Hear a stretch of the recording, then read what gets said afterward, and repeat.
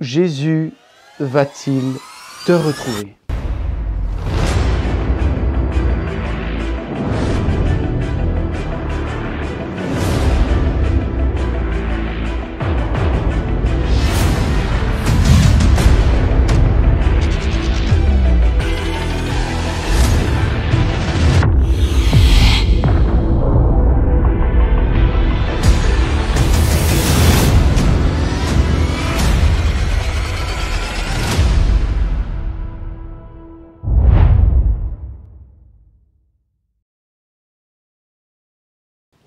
Dans Matthieu 24, verset 42, il nous est rappelé « Veillez car nul ne sait l'heure et le jour du retour du Seigneur. » Alors, où Jésus te trouvera-t-il? J'aimerais vous partager une histoire que j'ai lue il y a quelque temps dans un livre et qui m'a vraiment marqué. Je me permets de vous lire. C'est l'histoire d'une mamie qui va au théâtre. Alors qu'elle était au théâtre pour regarder un spectacle en famille, son petit-fils lui demande si tout va bien. Sa réponse fut « Oh chérie, je préférerais être ailleurs qu'ici ce soir. » Le petit-fils lui demanda pourquoi. Elle dit « Je ne crois pas que c'est ici que je voudrais que Jésus me trouve s'il devait revenir ce soir. Je préférerais qu'il me trouve en train d'aider quelqu'un ou sur mes genoux en train de prier, mais pas au théâtre. » Waouh! Lorsque j'ai lu cette parole, je me suis dit, mais moi aussi, je veux être sensible à l'endroit où Dieu va me retrouver lorsqu'il viendra. Jésus dit qu'un jour on sera jugé et que même nos pensées les plus secrètes seront exposées. Ça va faire mal.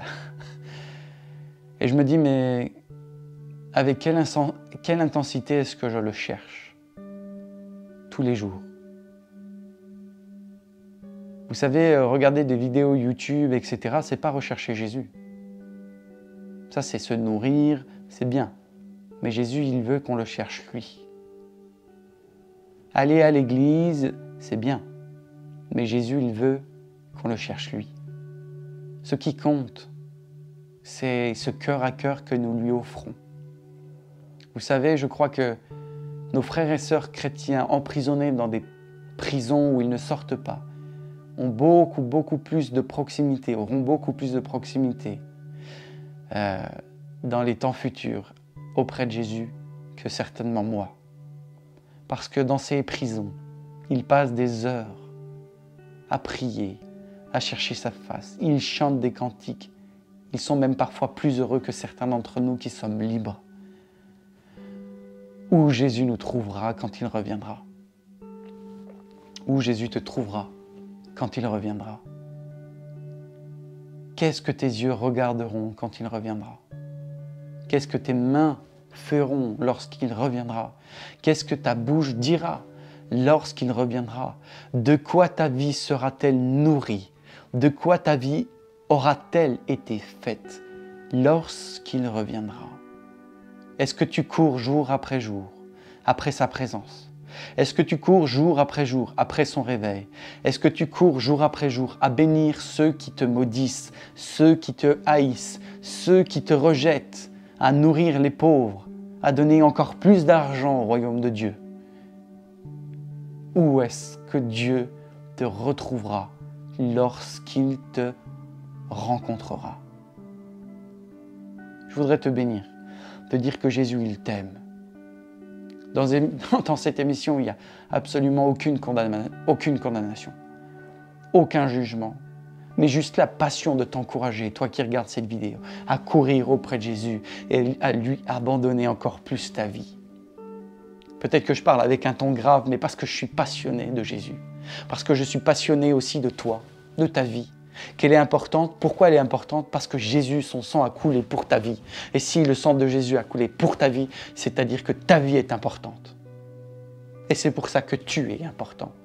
Et parce que tu es important, j'aimerais te dire et t'encourager que Jésus t'attend là dans ta chambre et qu'il veut un cœur à cœur avec toi. Alors coupe tout, arrête tout, arrête tout. Et va chercher ce Jésus. Et même si juste avant de regarder cette vidéo, tu as prié, retourne prier. Retourne prier. Retourne l'adorer. Chante-lui une chanson. Quand est-ce que la dernière fois que tu as chanté une chanson de manière spontanée à Jésus, sans la chorale de ton église?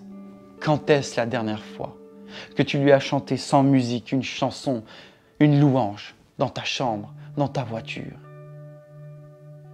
Va chercher celui qui t'aime. Il t'attend. Il t'attend. Il t'attend.